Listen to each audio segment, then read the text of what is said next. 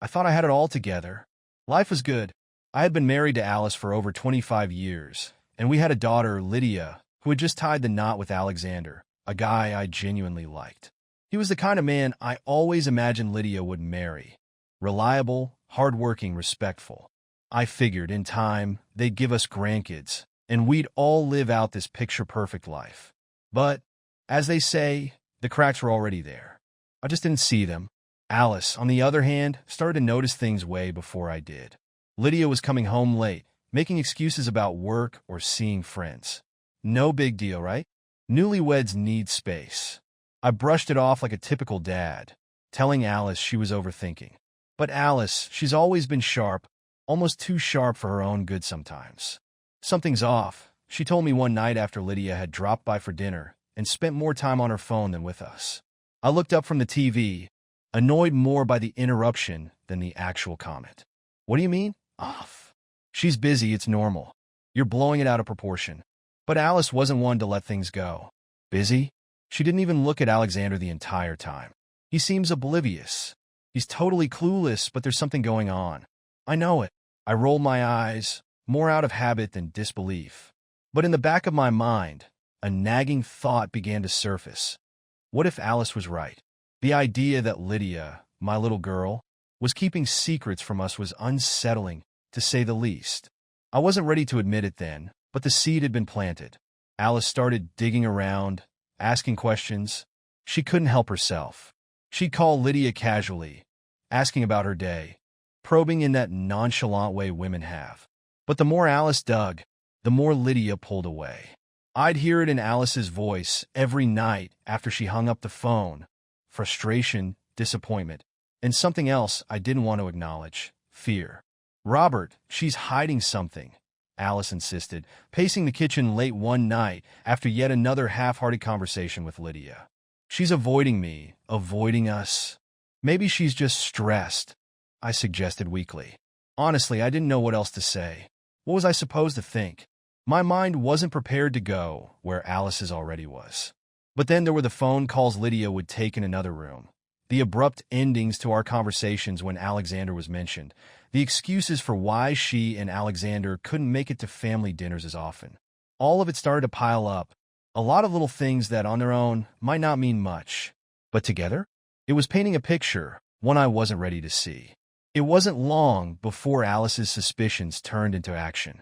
I knew she was spending hours on social media, trying to connect the dots, looking for anything that might explain Lydia's strange behavior.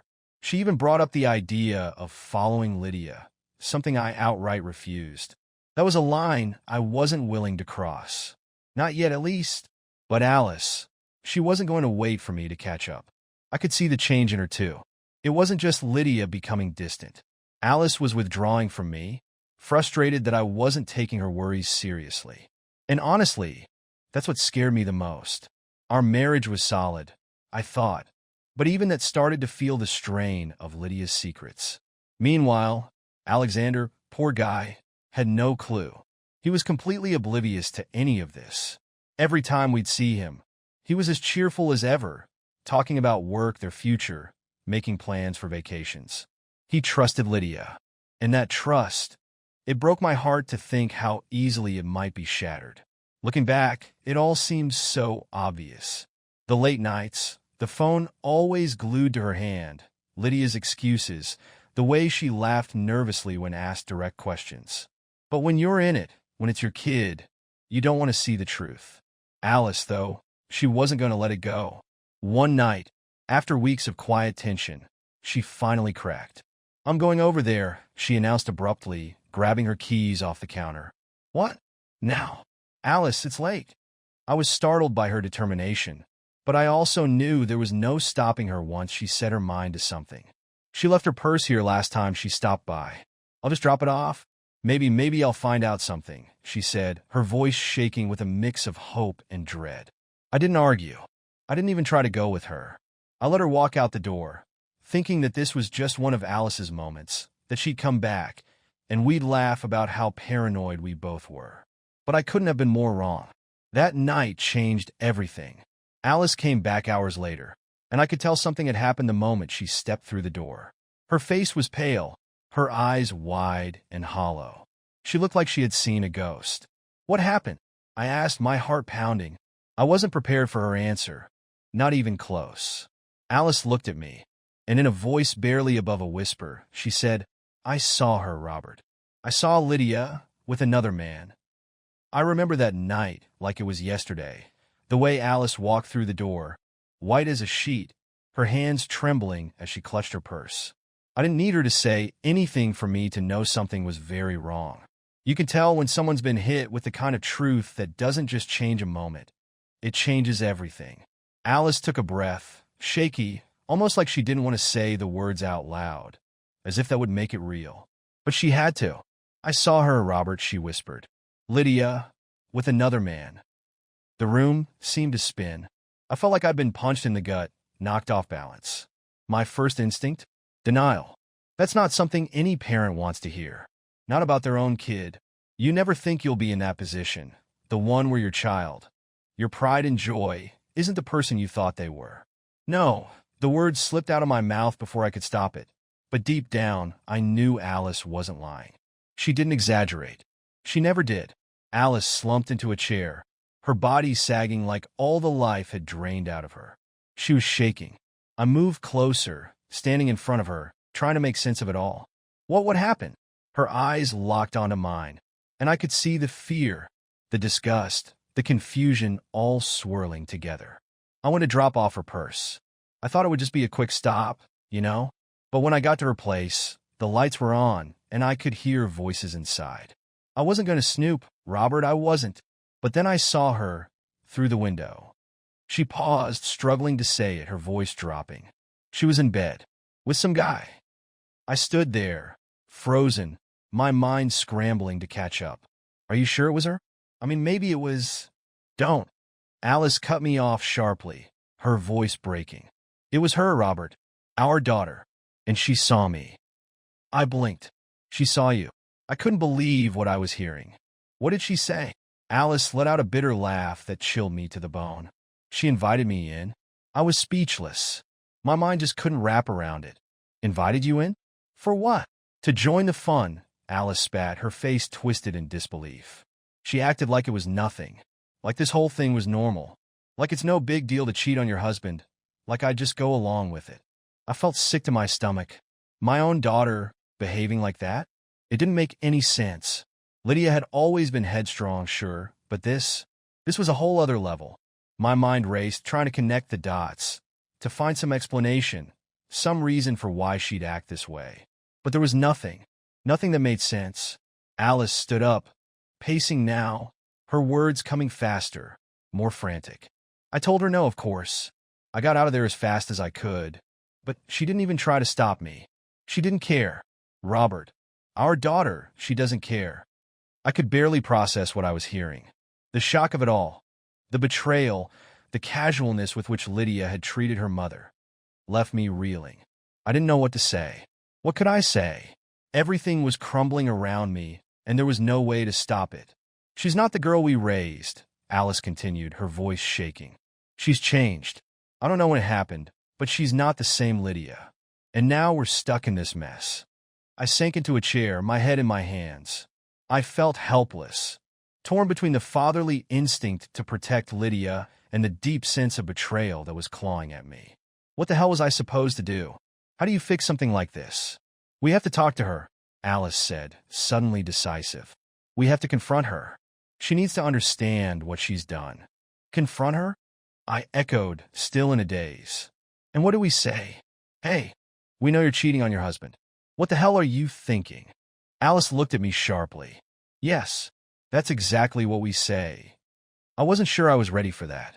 I wasn't ready for any of this. But what choice did we have? Lydia wasn't just making a mistake. She was blowing her life apart. And if we didn't step in now, who knows how far she'd fall. But it was more than that. The way Alice described Lydia's reaction, the total lack of remorse, the arrogance, made me sick. This wasn't just about cheating. This was something deeper, something darker. My little girl wasn't just making a bad choice. She was someone else now, and I wasn't sure if I even recognized her anymore. Over the next few days, we barely spoke. The weight of what Alice had seen hung over us like a cloud, suffocating any attempt at normal conversation.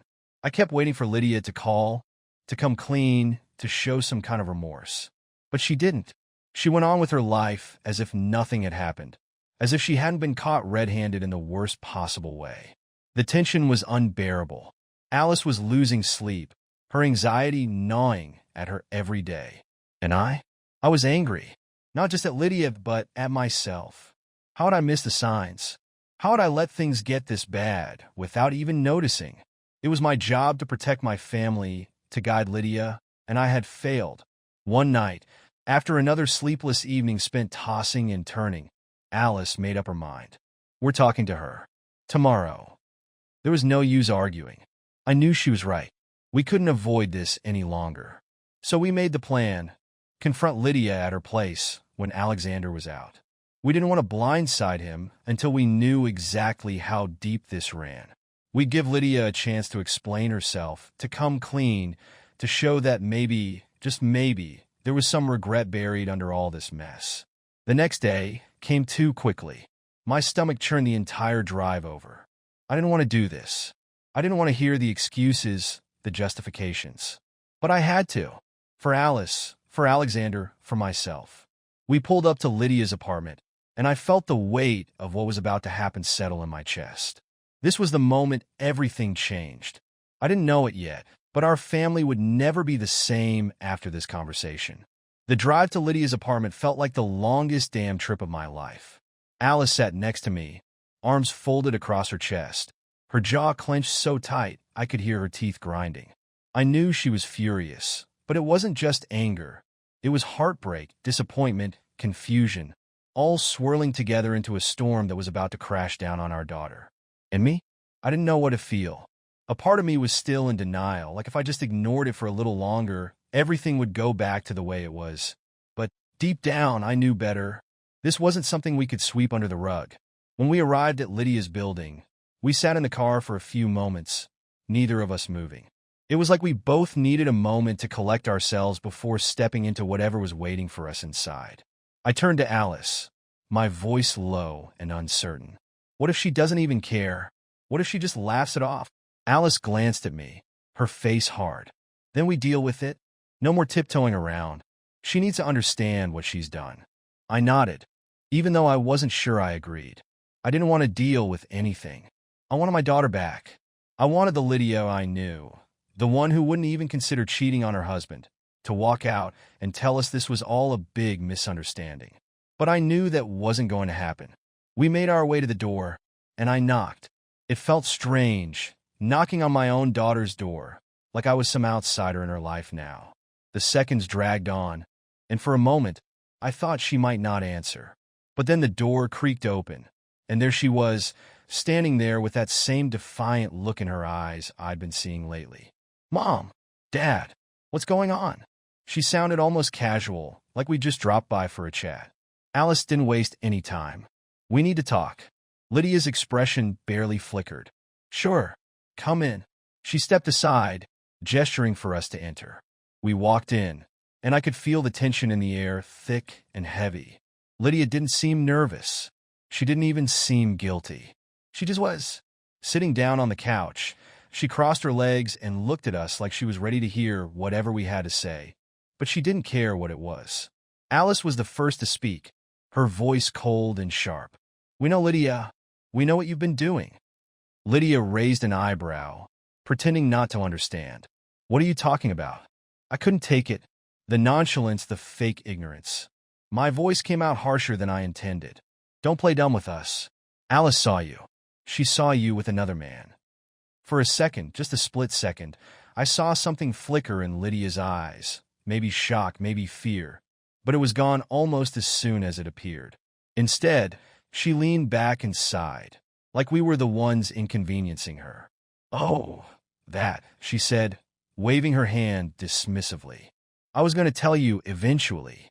"Eventually," Alice repeated, her voice cracking with disbelief. "You were going to tell us you were cheating on your husband eventually? What the hell, Lydia?" Lydia rolled her eyes, an action so infuriating that I had to clench my fists to stop myself from losing it. "Mom, You're being so dramatic. It's not that big of a deal. Not that big of a deal? I couldn't hold back anymore. I stood up, pacing the room, my heart pounding in my chest. Are you even listening to yourself? You're married, Lydia. You made a commitment to Alexander, and now you're throwing it all away like it means nothing. Lydia didn't even flinch. I'm not throwing anything away. It's just different now. Different, Alice echoed, her voice shaking with anger. What the hell does that mean? Do you think you can just do whatever you want because you're bored? Lydia shrugged, her face calm, detached, like we were the crazy ones for caring. It's not about being bored. It's about freedom. Alexander's great. Okay, but I need more than just great. I need excitement. I need something that makes me feel alive again. I couldn't believe what I was hearing. And screwing around with some guy behind your husband's back is how you get that excitement? Jesus Christ, Lydia, what happened to you? Her eyes narrowed, her tone becoming more defensive. Nothing happened to me. I'm just being honest with myself. You and Mom live in this fantasy where marriage is some fairy tale that never changes, but that's not real life. People change. Relationships change. Alice stood up now, her face pale with rage. So, you just what? Cheat on the man who loves you because you need more? That's your solution? Lydia didn't back down. Look, I didn't plan this, okay? It just happened. I didn't go looking for it, but when I met him, things just clicked.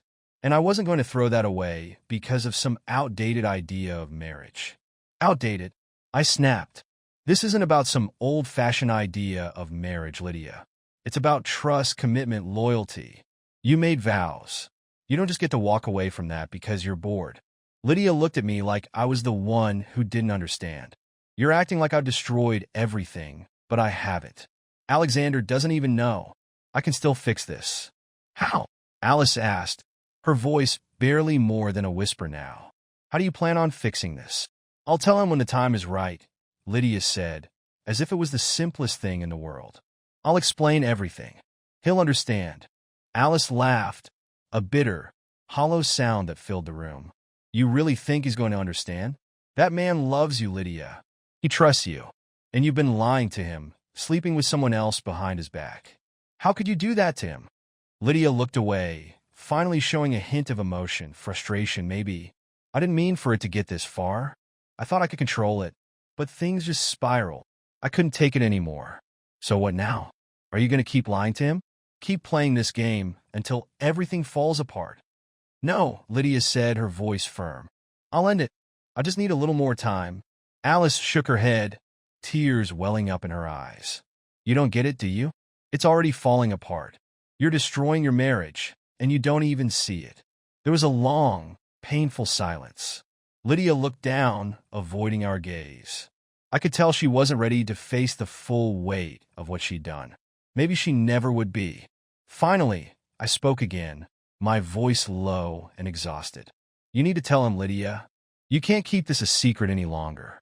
He deserves to know the truth. Lydia bit her lip, looking torn for the first time. I will. Just give me a little more time. No, Alice said firmly. We're done giving you time. If you don't tell him, we will. Lydia's head snapped up, her eyes wide with shock. What? You can't do that. We can, I said, standing up and looking her dead in the eye. And we will. Alexander deserves to know who he's married to. Lydia stood up too, panic flashing across her face. You'll ruin everything. He won't understand. Alice wiped away a tear, her voice cold and resolute. That's a chance we're willing to take. But you need to face the consequences of what you've done. Lydia didn't say anything.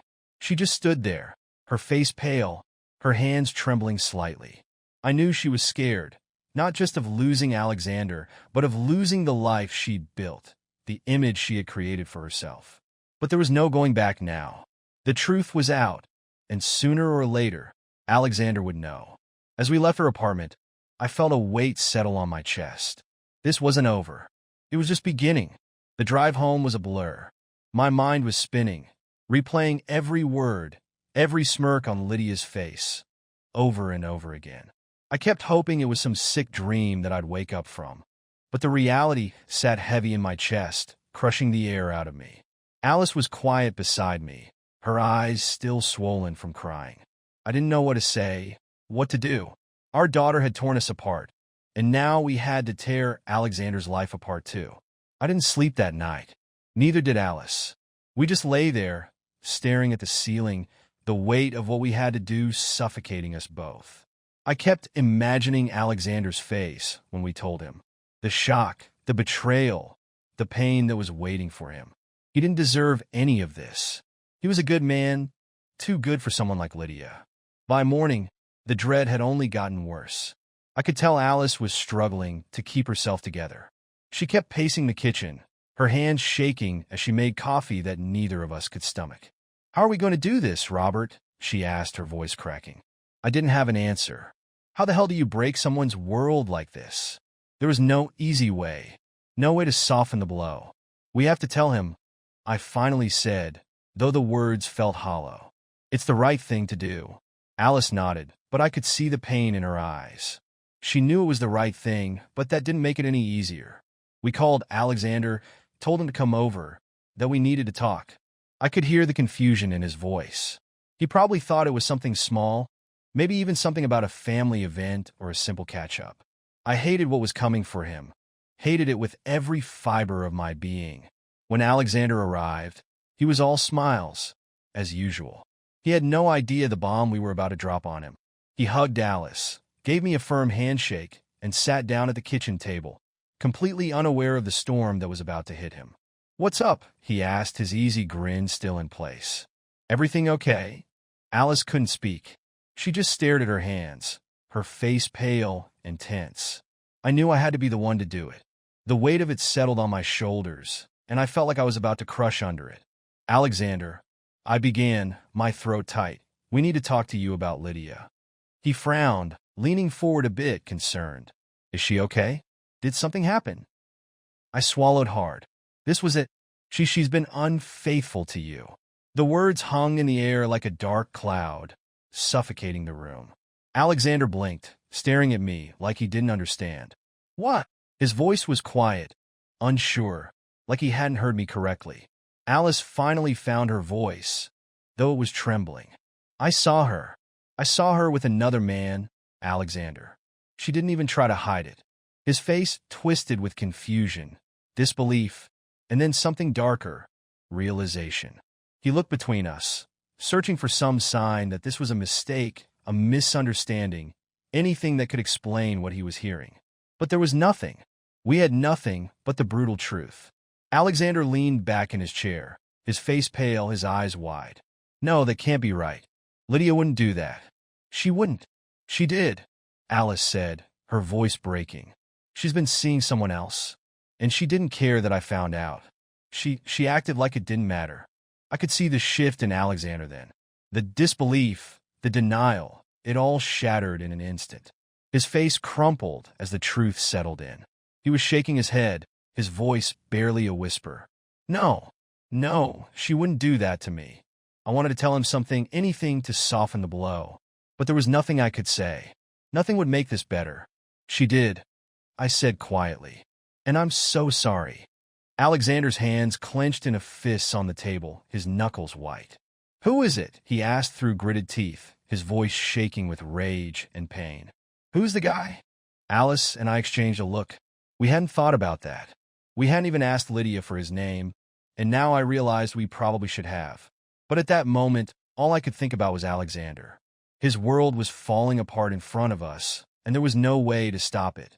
"I don't know," Alice admitted, her voice barely above a whisper. I didn't recognize him. Alexander stared at the table, silent for a long time. I could see the wheels turning in his head, the battle going on inside him. Denial, rage, heartbreak. It was all there, swirling behind his eyes. "I don't understand," he finally said, his voice barely audible. "I did everything right. I loved her. I supported her. I thought we were happy." The pain in his voice cut through me like a knife. I wanted to tell him it wasn't his fault, that none of this was because of him, but I didn't know if he'd even hear it right now. The betrayal was too fresh, too raw. "We thought the same thing," I said quietly. "We didn't see this coming either." He looked up at me then, his eyes filled with a pain that was almost unbearable to witness. What am I supposed to do now? Alice reached out, placing a hand on his arm. Take some time, she said gently. Process this. You don't have to make any decisions right away. But I knew that wasn't true. Alexander was going to have to make decisions, and soon. There was no coming back from this. Lydia's betrayal had shattered their marriage, and no amount of time or processing would fix that. Alexander nodded slowly, but I could see the devastation in his eyes. He wasn't ready to face it yet, but he would have to. Sooner or later, he would have to confront the reality that his wife had betrayed him in the worst possible way. He left shortly after that, his movements slow, as if the weight of everything was pressing him down. Alice and I watched him go, our hearts heavy with guilt and sorrow. We had just destroyed his world, and there was no way to undo it. We didn't speak for a long time after that. What was there to say? We had done what we had to do, but it didn't feel like the right thing. Nothing about this felt right. A few days passed in silence. I could see the toll it was taking on Alice. She wasn't sleeping, wasn't eating. The guilt was eating her alive, even though none of this was her fault.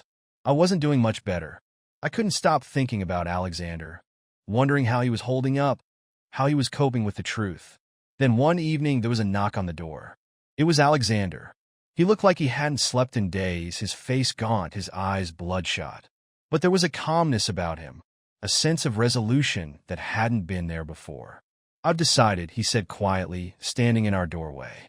Alice and I exchanged a glance, bracing ourselves for whatever was coming next.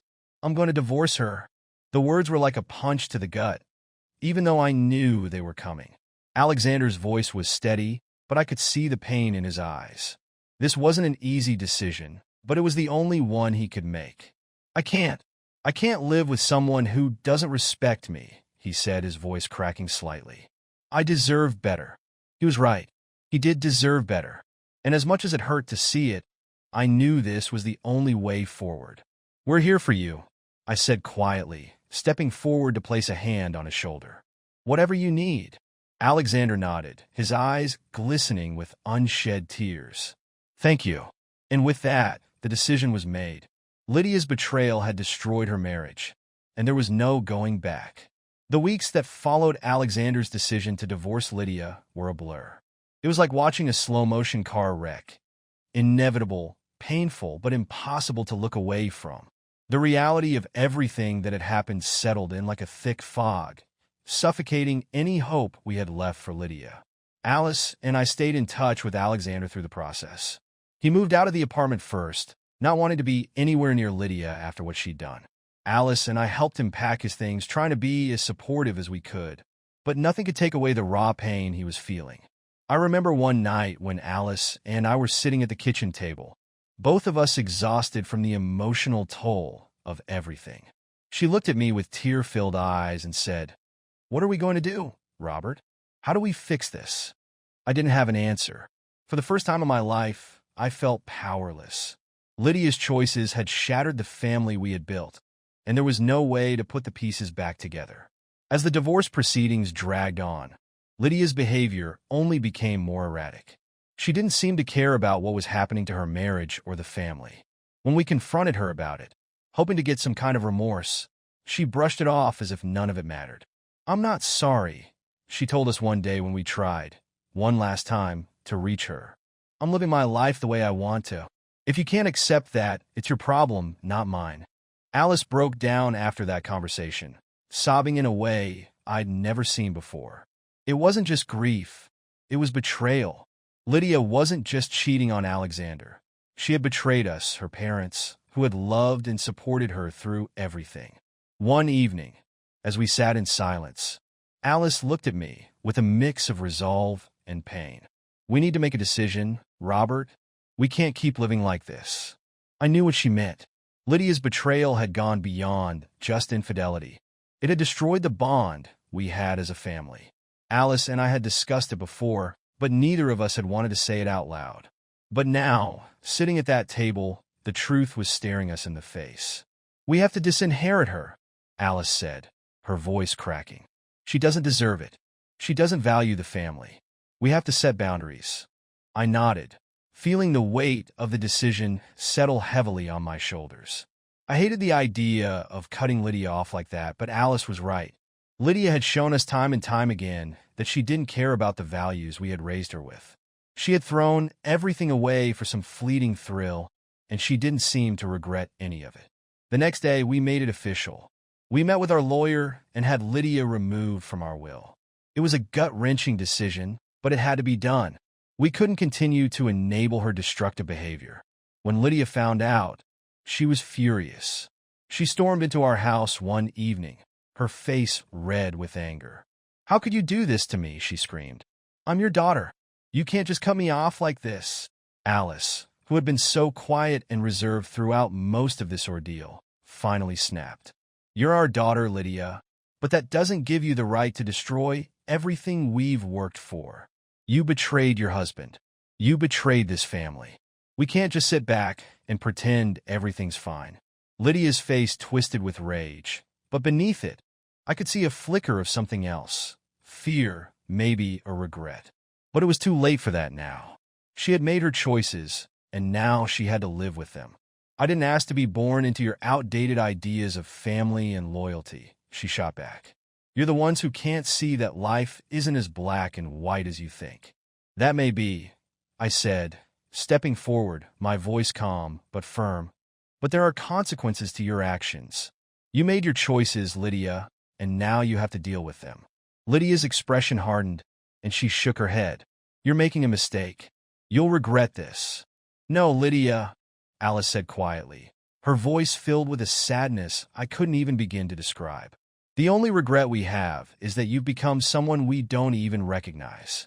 With that, Lydia stormed out, slamming the door behind her. The sound echoed through the house, marking the end of something that had been broken long before that moment. In the months that followed, things didn't get easier, but they did get clearer. Lydia drifted further and further from us, becoming a shadow of the daughter we once knew. She didn't try to repair the relationship, didn't show any sign of remorse. Instead, she buried herself deeper into her own world, far away from the values and love we had raised her with. Meanwhile, Alexander, despite the devastation, remained a part of our lives. It was strange at first, keeping a close relationship with our ex-son-in-law while our own daughter was a stranger to us. But he had been good to us, and we weren't going to abandon him just because Lydia had made terrible choices. He came over for dinners, holidays, and even joined us for family events. In many ways, he had become like a son to us, the kind of person we had always hoped Lydia would be with. His presence was a reminder that, even in the worst of times, there was still some goodness left to hold on to. As for Lydia, she remained distant. We kept minimal contact, exchanging cold, impersonal messages now and then, but it was clear that the damage was too deep to repair. We still loved her, of course we always would, but the person she had become was not someone we could welcome back into our lives. As time passed, Alice and I learned to move on. We found a new sense of peace in our relationship, leaning on each other to navigate the painful reality of our family's fracture. It wasn't easy, but we grew stronger, finding solace in the life we had built together. Lydia's choices had cost her a place in our family, but they had also taught us a painful truth. Sometimes, love isn't enough. Sometimes, no matter how much you care, people will still choose to walk a path that leads them away from you. And as much as that hurt, it was a reality we had to accept. Life moved on, slowly but surely. Alexander rebuilt his life, finding happiness again in ways that I wasn't sure he ever would. Alice and I focused on our own future, finding joy in the small moments, even as the shadow of Lydia's betrayal lingered in the background. We would never be the same, but we had found a way to survive. And in the end, that was all we could do.